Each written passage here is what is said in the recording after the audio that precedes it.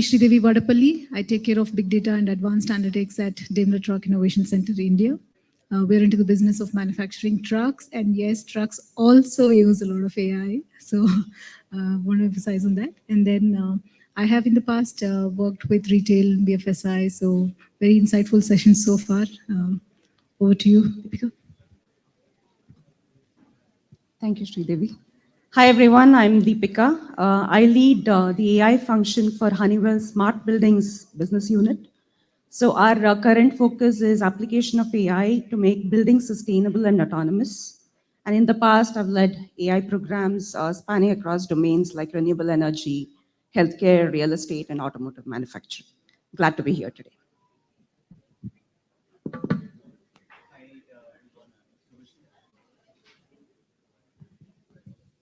Am I audible? Hi, I'm Subhasish. I am a director of data sciences at Walmart Global Tech, where my responsibility is to close the data science team. My previous experience beyond retail has been in media and technology and FMCG, bringing about 16 plus years of experience, and look forward to this conversation. Hi everyone, good morning. I think good afternoon now. Myself Himanshu Parashar. I am the director for WebTech Corporation, head the data science and the generative AI part, and overall 20 plus industrial experience. Thank you. Hello everyone, I am Shubham Dokania. I am a researcher at Mercedes-Benz R&D India. My core area of focus is basically on the intelligence on the interior of the vehicle, but we also do support for autonomous navigation and ADAS systems. I look forward to the discussion today. Thank you. Okay, so maybe we'll start with, not everybody is willing to start funding any project that has the word AI in it. That's not true. So like Bhavesh mentioned earlier in his brief talk, that something to do with productivity, something to do with customer experience usually is the focus in bringing AI projects in the corporates, right? I want to hear your perspectives on how do you decide on what should be the prioritization of AI projects in your organizations? Maybe we start with Shubham, because Shubham is belonging to a luxury brand, and luxury brands usually have a lot of money in their pockets. So is it as easy, Shubham, for you? I would say that's a difficult question to answer directly, because sometimes yes, but I think a lot of these decisions are driven through what the customers require. So I believe one of the most important aspects is doing the correct market research and to figure out what use cases the customers are currently in need of, what enhances the luxury. So for instance, for our case, the focus is primarily to provide luxury while also being completely safe and respecting all the customers' requirement, right? So the market research is a very important aspect. Assuming that all of that is done correctly, in such cases, we find that funding essentially has to be allocated depending on how your AI projects, how your ideas align with the business decisions as well. So for those cases, we find yes, we do provide funding for such projects and accordingly drive the solutions. Thank you. Do you want to add, Deepika? How do you do it? So there are multiple factors to be considered when we have to scale AI, right? So the first thing to see is if there is data, enough data available. And then the first thing that we think of when we say AI is the underlying model, the machine learning model, the deep learning model, now the generative AI model. But these form a very minuscule portion of the complete AI solution. Right? So the infrastructure surrounding the AI solution is vast and complex, and this needs to be robust in order to enable these models to operate as expected. And so that's the first thing. And also the kind of skill set that is required for building AI solutions is not just about data science. It's also about data engineering to ensure the data is of good quality for these models to consume and analyze. And then comes the data storytelling piece. Right? So the insights from or the outcomes of the models need to be well articulated clearly to the business users. Because unless there is the business buy-in for AI will not take off in any organization. And it needs investment. So the right kind of awareness to build an AI solution is absolutely necessary. Okay. Himanshu, you want to add anything of how you are doing it today?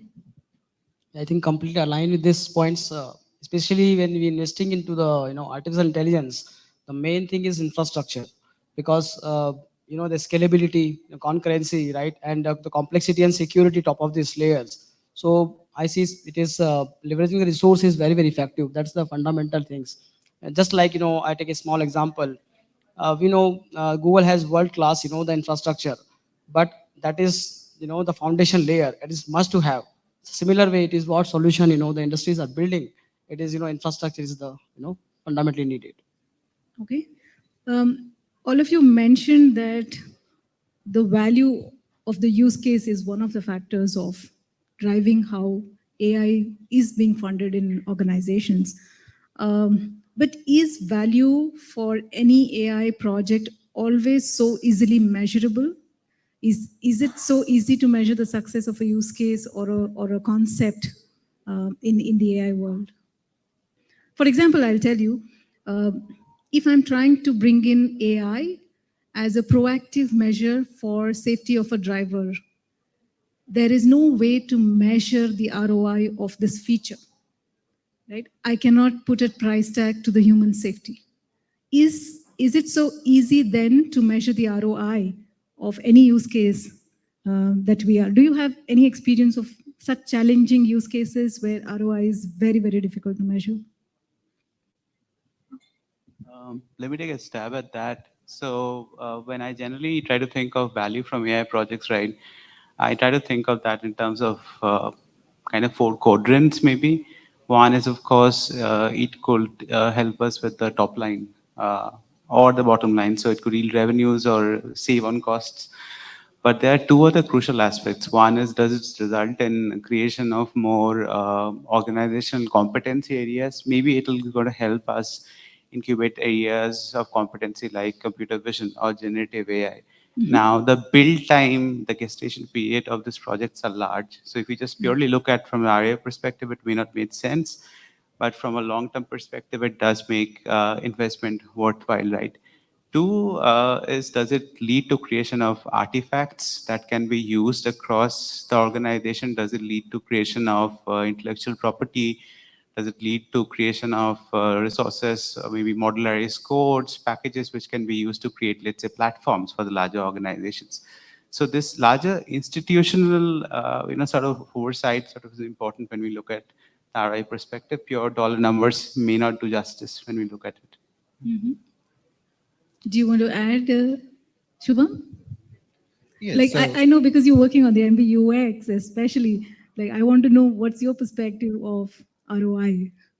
yeah, so most times I agree with Subhashish that most of the times it's very difficult to actually estimate quantitatively how ROI impacts the use case decisions. However, there are still qualitative measures. So, for instance, as you mentioned regarding driver safety, for example, while numbers do not do justice to how the use case ideas or AI might actually impact the performance, we still can actually measure driver safety. For instance, the number of accidents on road, the number of times they might get distracted while driving, for example, right? And this is applicable not just to cars, but also like trucks and any automobile in the sector, right? Similarly, maybe taking a completely different perspective here, that on the luxury side, that is another thing I think which is quite difficult to establish quantitatively, right? But I believe from market value and I don't know, sales could be a very good impact number. We can decide how it is being accepted in the customer community and from user research, from their evaluation and feedback. Based on those decisions, I think it's very important to drive how the research should move forward, which type of models or which type of approaches we should try to integrate more in our pipelines in the future, right? So that would be my perspective here. Okay. Okay, that's good to understand that yes, there is a pseudo way of looking at number of accidents as a way to measure, say, the feature of the ROI for safety, for example. That's an interesting perspective. Uh, Deepika, do you want to speak of any example that you have where you've really succeeded in building a great ROI for your organization? Today, the building sector emit about one third of the world's carbon emissions. Right? Because of this reason, one of the key focus areas for our business is to enable buildings, commercial buildings, to go green. And during the pandemic, the indoor air quality came to the forefront. Right? We were recommended to have maximum possible ventilation. Now, the question was, how much is maximum possible ventilation? Right? And if we keep increasing the ventilation, it also means that we are going to be consuming more and more energy. Right? But if we do not bring in adequate amount of fresh air from outside into the building, we'll be putting the occupants' health at risk.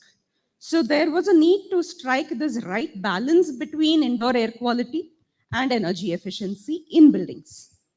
For this purpose, we built machine learning algorithms, which would take into account multiple parameters like indoor air quality, be it CO2, PM 2.5, TVOCs, the external weather conditions, the temperature, humidity within the buildings, occupancy in real time. And based on all these parameters, it would recommend the optimal amount of fresh air intake into the building.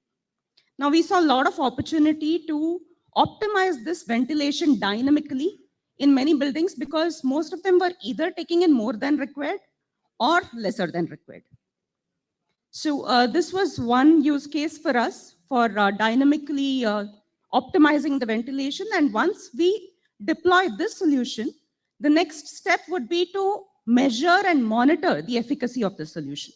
So for this, again, we built yet another machine learning algorithm, which would predict the baseline, or more like the expected amount of energy consumption in the building, given the current operating conditions.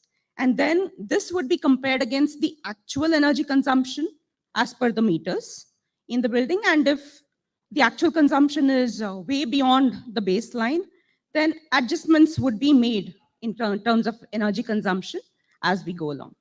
Right? So these are some of the use cases where we could measure very clearly the ROI from an AI solution, saying that this is the amount of energy we saved because of this solution. That's wonderful. Himanshu, since you are into, something very unique like, AI for trains, I wanted to hear any use case that you have that you could share with the audience today. Yeah, sure. So when I was thinking that I will go next because in Waptec, we build the locomotives. I think maybe most of the people, if not aware of, so we know the Vande Bharat train, right, which is Waptec is also building the trains and part of the government initiative, right? So I would say it is a couple of use cases I would like to share. Let's say one of the signaling system in train in railways, right, which is very very critical, right? So generative AI, how it can select the best path in terms of signaling. So at least the signaling system can improve overall. Then what is the shortest and best path to achieve, right? Apart from this, there are a couple of other use cases. We say the security measures, right? That is fundamentally very critical, especially in locomotives, trains. So these are, the areas we are working towards the generative AI.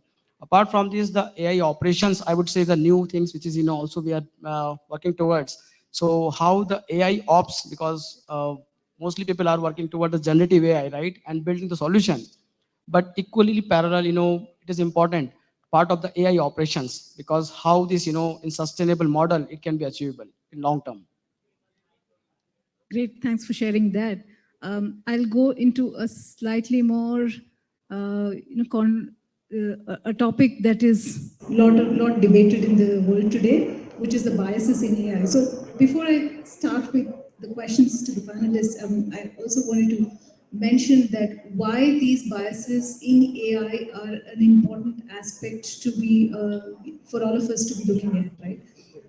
You may have heard in terms of how Google, when it launched its image recognition use case, way back they released the model for people to use, and one of the fundamental flaw in that model was that it looked at some people from Africa and categorized it as gorillas. This is really, really appalling to see how somebody has built a model. It shows inherently how the biases existed in that model. That's one example. The second example that I hear very often is on Amazon, on how they had built a model for hiring, the likelihood of people joining, and it was extremely biased from the gender perspective, right? So it's not just about building great AI models or using this technology of AI models, but to be very, very conscious, responsible, and be ethical when we build models of this kind. Uh, so one of the key questions that always comes is, if I take the example of Amazon, of how their model had the bias of gender inbuilt into it, it is also because of the society aspect of it, right? Because in history, number of women working in the corporate worlds were less, and the model had learned that itself.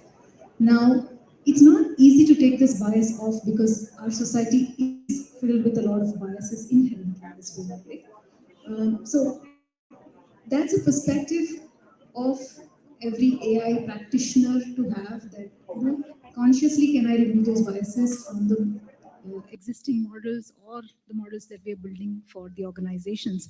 So I would like to understand what are the best practices organizations are doing to be able to tackle this bias problem that exists in AI and AI solutions that everybody is building at large. So maybe we start with Shubhashish. Walmart, I'm sure, is building tons and tons of things. There is also a Target story about biases that existed, if you're aware of the lady who was In detected general, pregnant even before. Walmart, the whole concept of ethical AI centers around the fact that I we think treat everybody with you're not equal. audible. Is that audible now? Yeah, yeah, yeah. Okay. So in general, it really centers around ensuring that we deal with, or give the deserving request to all our customers. We treat them as equal. In general, if we talk about ethical AI, and I'm talking about a very general perspective, I think it has different paradigms to it, right? One is, of course, that we look at the bias in terms of that models can propagate. And there are different ways to deal with it. You can either pre-process the data before you put it to a model. There are ways that models can itself take care of themselves while you're building the models. I mean, models typically would optimize on something that we call as a loss function. You're trying to minimize on the error, for example, right? You can tweak that loss function to ensure there's some amount of minimization that happens for the bias itself. Or you can bring in the bias mitigation in the post modeling, sort of as a post hoc adjustment. There are fairly best established ways and means in literature to do that. Often at times there's a bit of a trade-off in terms of accuracy, right? When you're looking at bias mitigation methods. But it's not just bias, I would say. Many of the models that we see that are propagated now are opaque models, black box models, right? So makes it all the more imperative that we look at transparent machine learning models, which means that again, a whole host of techniques have arrived, which ensures that models are interpretable at a global level, which means that we know why at a meta level the models are behaving why they are, and then at a local level, which is that we are able to kind of explain each prediction of sort. So slightly holistic perspective, that's what I would suggest on. I mean, looking at overall bias, looking at the explainability of a model. Plus, of course, we talked about just when in the morning talked about regulations that are coming into play across different countries. So again, that needs to be taken into consideration while you're looking at it. Yeah, yeah. So I think you bring up a very good point that a lot of these black box models, there is even no way to even find that it has an inherent bias that is crept into it. So there is a new concept called glass box models. I'm sure all of you must have heard. But the idea of the glass box models is about bringing explainability or interpretability of models so that people are aware what are those parameters that are contributing significantly to the prediction power of AI, right? That's an interesting thought. Thank you for that. But I would love to hear from others as well in terms of what other best practices you have in your organizations to eliminate bias as much as possible. I know 100% is never possible, but probably Deepika, what have you tried? Yeah, so bias is one aspect, but quality as such, right? So there are three major challenges that we typically encounter when we try to operationalize AI at scale. One is the lack of data in terms of both quality and quantity. The second is the lack of the robust infrastructure. The third is the lack of probably understanding of how AI systems work, which requires a bit of a mindset transformation, which is the hardest nut to crack. Right. So in terms of best practices, what we do is we build those standardized data pipelines, which can be reused across use cases. And that's where frameworks like CRISP-DM, it may be an age-old framework, but is relevant even today. So these kind of frameworks really help building those data platforms, which can be standardized. That is one thing we follow. And we have those robust data engineering practices in place, right, to ensure that the quality of data is good in terms of bias. And when we deal with IoT data, it's mostly about missing values, anomalies, outliers, things like that. So those data engineering practices really help us build our AI solutions at scale. Sure, okay.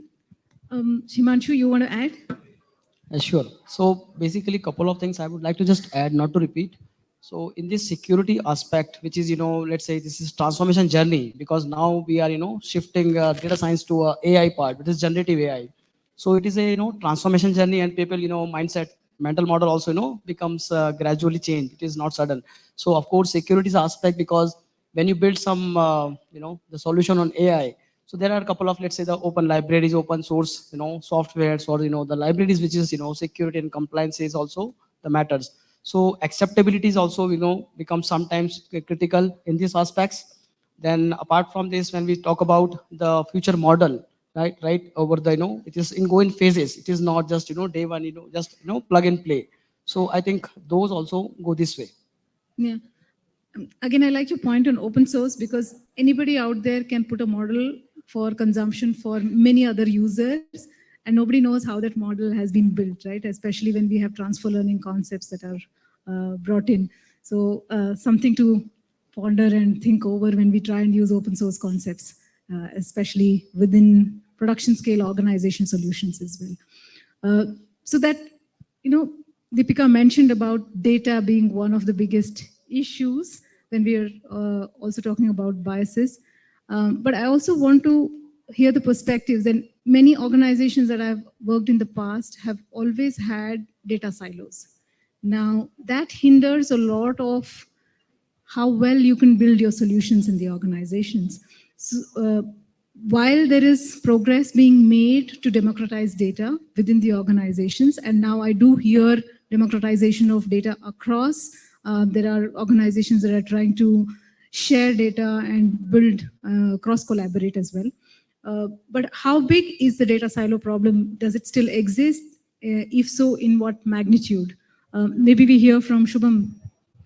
Yes. So I think one of the biggest challenges with dealing with data is the sheer volume of data that is available. So there's data from multitude of sources, right? You can have data from the customers, you can have data from different entities, and the products that are currently live from your organization, right? And every single day, there's a massive amount of data which gets dumped. So I believe first and foremost, the biggest perspective change that is required is about data warehousing, creating data lakes for easy access for anyone in the organization with the right amount of administrative access. So I mentioned access specifically because while it is important to collect data, have it in a centralized location, it's very important that we know which individual people have access to the data, in what capacity, and what this data is actually going to be used for. So we pay very high degree of attention to data privacy and how data must be protected, but also data quality. So we try to establish there should be multiple filters for all the data that you're collecting, and how you arrange the data, which individuals have access to this data, and to document every single thing for what the data has been used for. So many practices, for example, data anonymization and just encryption is also to be taken into account so that to protect the data. For example, when you're dealing with data from customers, like what products they buy, for example, in an e-commerce platform, and what services they are availing. For example, for Mercedes-Benz, we also have data from customers who are buying the vehicles, right? People who are driving the vehicles in different locations. So all of this data needs to be protected, and no one should be able to access any private information, right? So data protection and data availability, along with centralization, play a very big role. Yeah, I like your concept of centralization. That's cool. Maybe Shubhashish, how does Walmart today? Are there data silos? How do you look at democratizing data in Walmart? Kind of similar to what Shubham talked about, essentially ensuring that we have data in centralized locations, lakes, and so, and of course, ensuring beyond, again, what Shubham talked about, we have appropriate metadata, data lineages mentioned. So we are sure about the provenance of it, the provenance of the data, the source that it comes from is something that we can track with accuracy. So that helps us establish a lot of trust and faith in the data sources. Um, I want to. I recently read an article from Gartner which said only about 50 to 54% of projects actually move from pilot to production in the AI space. That's really, really small as a percentage compared to the other technologies that are in place.